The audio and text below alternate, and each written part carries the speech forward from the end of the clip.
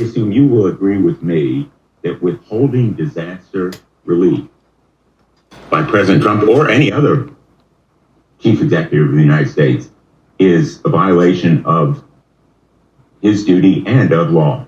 Well, Senator, leadership has consequences. And looking at the tragedy that's happening in California. I want to ask you yes or no with all due respect. Throw up. It's an easy. What's happening in California is the ramification of many decisions over many years. But under my leadership with the Department of Homeland Security, there will be no political bias to how disaster relief is delivered to the American people. So if President Trump were to say to you, we're going to withhold money from Connecticut or Michigan or any of the states, Iowa, because we don't like the governor or we don't like the politics of the state, you would stand up to him and say, Mr. President, we need to allocate that money. Well, Senator, in 3 days, President Trump will take an oath to uphold the Constitution and the rule of law in this country, and he will do that, and I'll be glad to have him back.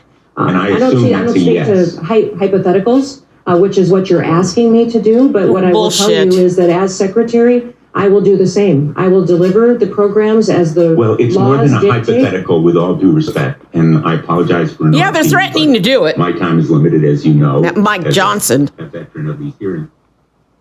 It's more than a hypothetical. It's based on experience. Yeah, and he did it before. Withholding money from Washington State and elsewhere.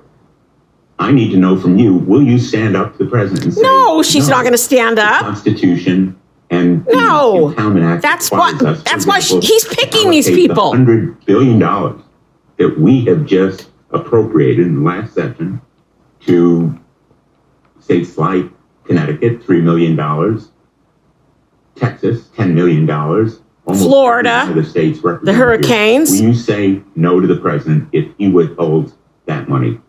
Sir, I don't know about the scenarios that you're referencing with President Trump, but what I will tell you is that if given the chance to be Secretary of Homeland Security, that I will deliver the programs according to the law and that it will be done with no political bias. And if the programs change, or if you decide to change the rule of law, then I will follow that while adhering to the Constitution. To allocate and distribute that $100 billion according to how the program is written, with no political bias.